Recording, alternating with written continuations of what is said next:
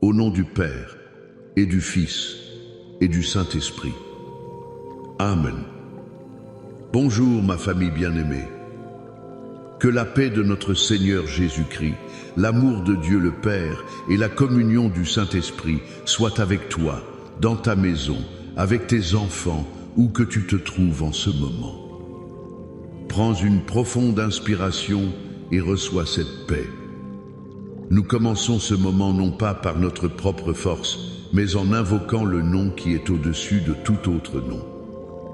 Père céleste, nous venons devant ton trône de grâce en cet instant, non pas à cause de nos mérites, mais à cause du sang précieux de l'agneau, le sang de Jésus-Christ.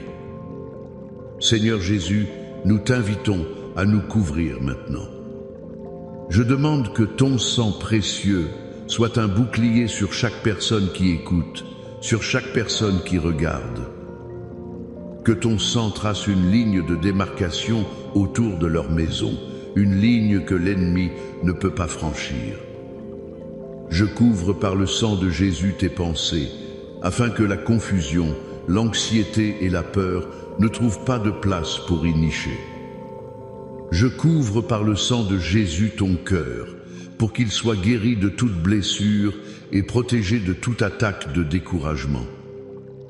Je couvre tes finances, ton travail, ton mariage, tes enfants. Chaque aspect de ta vie est maintenant placé sous la protection divine et impénétrable du sang de l'agneau. Et Saint-Esprit, toi, le consolateur, l'enseignant, notre aide divin, nous t'invitons maintenant. Viens remplir cet espace. Viens remplir la chambre où se trouve mon frère, le salon où se trouve ma sœur. Fais de cet instant un sanctuaire. Nous ne voulons pas seulement entendre une parole, nous voulons te rencontrer. Viens et prends le contrôle total. Père, en ce moment même, avant même de commencer, mon cœur est touché pour celui ou celle qui est tourmenté par un esprit de peur et d'incertitude face à l'avenir. Tu n'es pas seul. La Bible déclare dans 2 Timothée chapitre 1, verset 7, « Car ce n'est pas un esprit de timidité que Dieu nous a donné, mais un esprit de force, d'amour et de sagesse. » J'entends le Seigneur dire que la confusion qui règne dans le monde n'est pas ta portion. La panique des nations n'est pas ton héritage. Alors maintenant même, au nom puissant de Jésus, je brise l'emprise de tout esprit de peur sur ta vie. Je brise le joug de l'anxiété qui te vole ton sommeil la nuit. Je brise la puissance de l'incertitude qui paralyse tes décisions. Et je déclare sur toi, je décrète sur toi un esprit de force pour te lever, un esprit d'amour pour chasser toute crainte et un esprit de sagesse pour naviguer dans les temps que nous vivons. Reçois-le maintenant, au nom de Jésus. Avant d'aller plus loin dans la parole profonde que Dieu a préparée pour nous aujourd'hui, ma famille prophétique, aide-moi à propager cet évangile de paix et de puissance. Fais 3 choses rapides pour moi. D'abord, écris Amen. Je reçois ma double promesse dans les commentaires pour sceller cette parole dans ton esprit. Deuxièmement, clique sur le bouton J'aime et abonne-toi à cette chaîne pour ne manquer aucun des moments puissants que Dieu nous donne ensemble. Et troisièmement, deviens un messager de l'espérance. Partage cette vidéo avec 7 personnes. 7 est le chiffre de la perfection divine.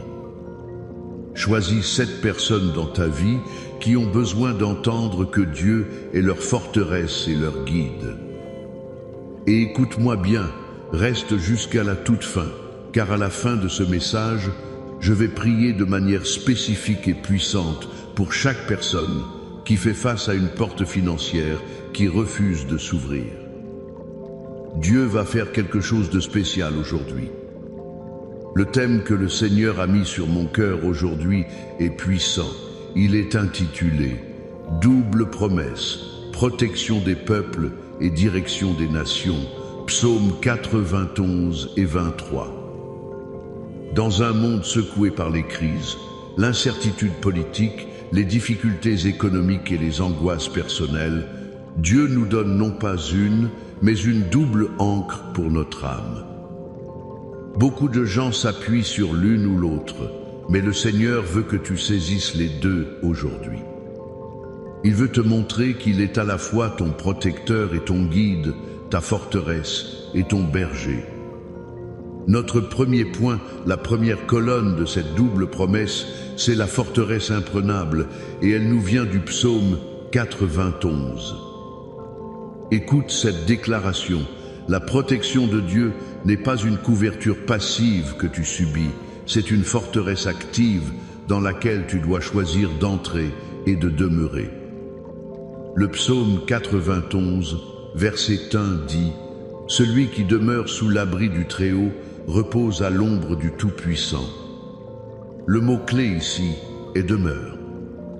Le verbe hébreu ici est « yashab », qui ne signifie pas seulement visiter ou passer de temps en temps.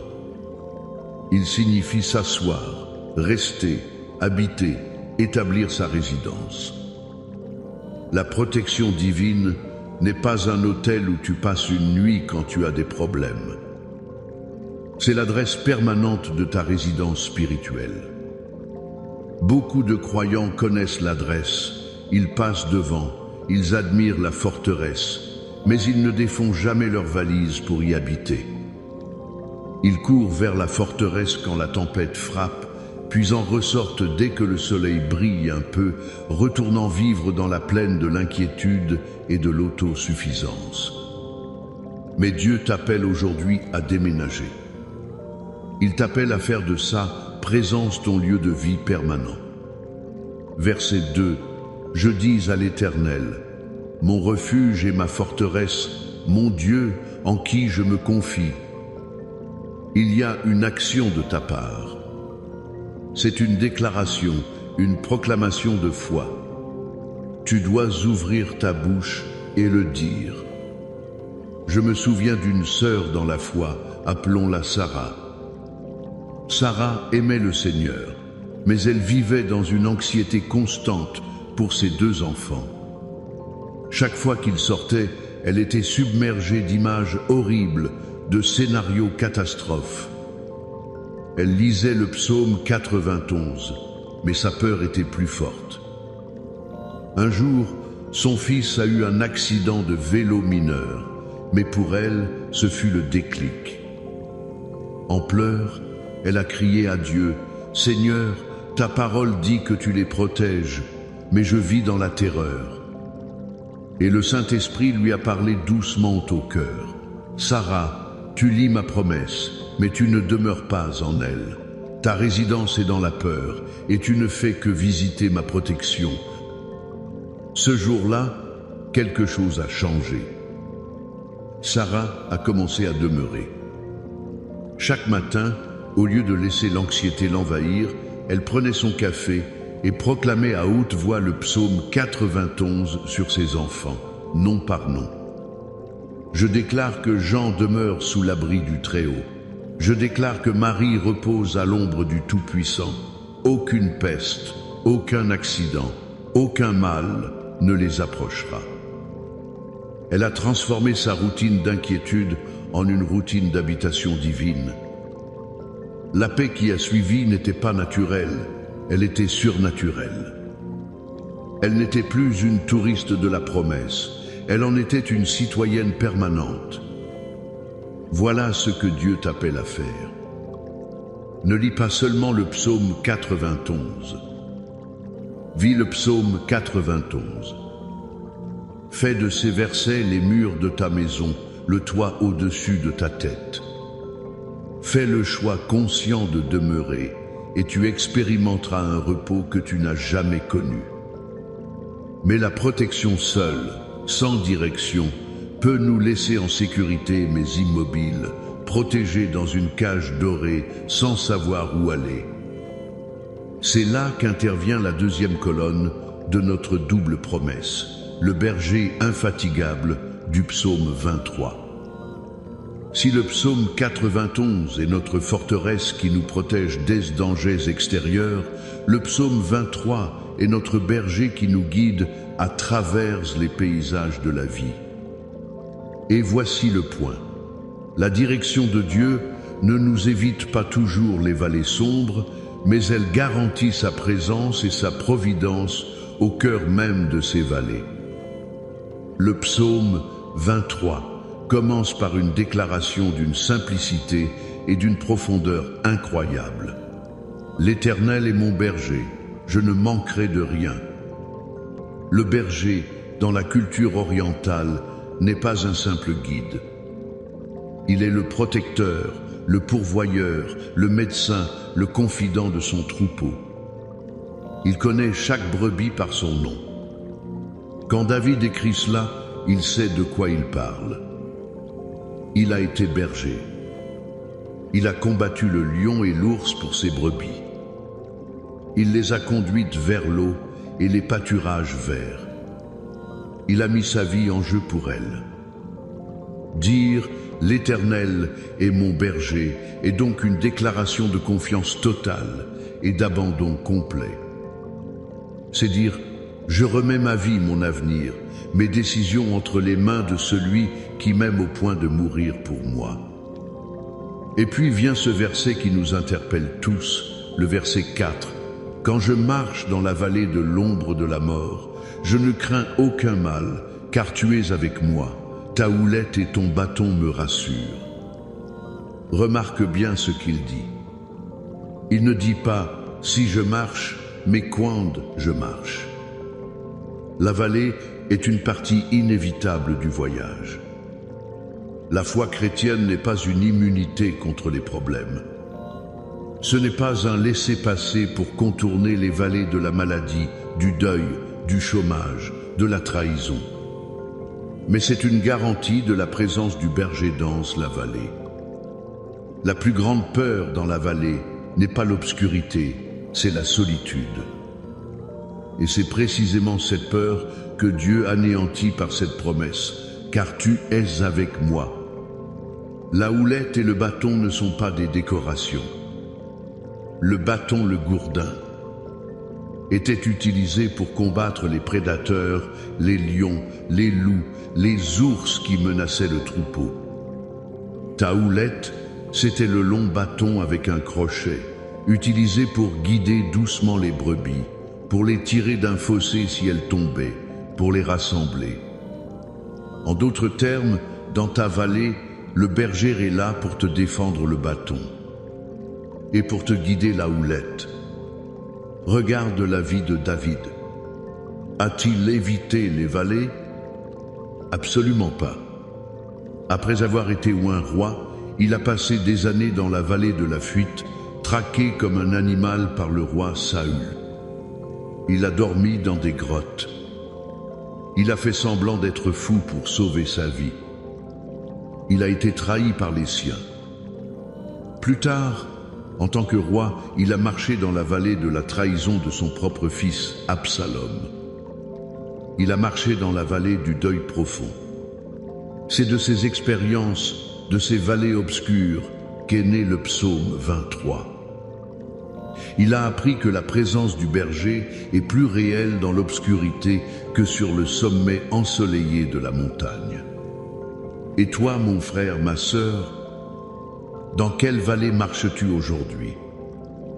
La vallée du diagnostic médical effrayant? La vallée du compte en banque vide? La vallée du mariage qui s'effrite? La vallée du silence de tes enfants? Écoute la voix de ton berger aujourd'hui. Il ne te crie pas de loin. Il est là, marchant à tes côtés. Arrête d'essayer de courir pour sortir de la vallée par tes propres forces. Reste près de lui. Fais confiance à son bâton pour combattre les ennemis que tu ne vois même pas. Et fais confiance à sa houlette pour te guider pas à pas, même si tu ne vois qu'un mètre devant toi. La promesse n'est pas que tu ne verras jamais la vallée, la promesse est que tu en sortiras pour voir la table que Dieu dresse pour toi en face de tes adversaires. Ta vallée est temporaire, mais ton berger est éternel. Maintenant, avec la révélation de cette double promesse, cette forteresse et ce berger, je veux que nous fassions quelque chose de prophétique. Nous n'allons pas seulement lire le psaume 91. Nous allons le décréter. C'est un document légal du royaume des cieux et il porte ton nom. Où que tu sois, je t'encourage à le lire avec moi, à le déclarer avec foi sur ta vie, ta famille, ton avenir. Faisons de cette parole une arme spirituelle. Celui qui demeure sous l'abri du Très-Haut repose à l'ombre du Tout-Puissant. Je dis à l'Éternel, mon refuge et ma forteresse, mon Dieu en qui je me confie. Car c'est lui qui te délivre du filet de l'oiseleur, de la peste et de ses ravages. Il te couvrira de ses plumes et tu trouveras un refuge sous ses ailes. Sa fidélité est un bouclier et une cuirasse. Tu ne craindras ni les terreurs de la nuit, ni la flèche qui vole de jour, ni la peste qui marche dans les ténèbres, ni la contagion qui frappe en plein midi. Que 1000 tombent à ton côté et 10 000 à ta droite, tu ne seras pas atteint. De tes yeux seulement tu regarderas, et tu verras la rétribution des méchants. Car tu es mon refuge, ô Éternel. Tu fais du Très-Haut ta retraite. Aucun malheur ne t'arrivera, aucun fléau n'approchera de ta tente. Car il ordonnera à ses anges de te garder dans toutes tes voies. Ils te porteront sur les mains, de peur que ton pied ne heurte contre une pierre. Tu marcheras sur le lion et sur l'aspic, tu fouleras le lionceau et le dragon. Puisqu'il m'aime, je le délivrerai, je le protégerai, puisqu'il connaît mon nom. Il m'invoquera et je lui répondrai. Je serai avec lui dans la détresse, je le délivrerai et je le glorifierai. Je le rassasierai de longs jours et je lui ferai voir mon salut. Amen. Et Amen. Scelle cette parole dans ton cœur. C'est ta vérité. C'est ta promesse. Levons maintenant nos cœurs vers le Père dans la prière. Père éternel, Dieu tout-puissant, Créateur du ciel et de la terre, nous venons devant toi avec des cœurs remplis de gratitude, fortifiés par ta parole. Merci pour cette double promesse. Merci parce que tu es notre forteresse et notre berger. Nous choisissons aujourd'hui, par un acte de foi, de demeurer en toi. Nous ne serons plus des visiteurs occasionnels de ta présence, mais nous y établissons notre demeure. Nous te déclarons, ô Éternel, comme notre refuge, notre lieu de sûreté. Merci de nous guider à travers les vallées. Nous déposons notre peur, notre anxiété, notre besoin de tout contrôler, et nous nous abandonnons à la conduite de ta houlette et de ton bâton. Père, je veux maintenant accomplir la promesse que j'ai faite au début de ce moment. Je lève vers toi chaque personne qui est ici, connectée avec nous et qui fait face à une porte financière bloquée.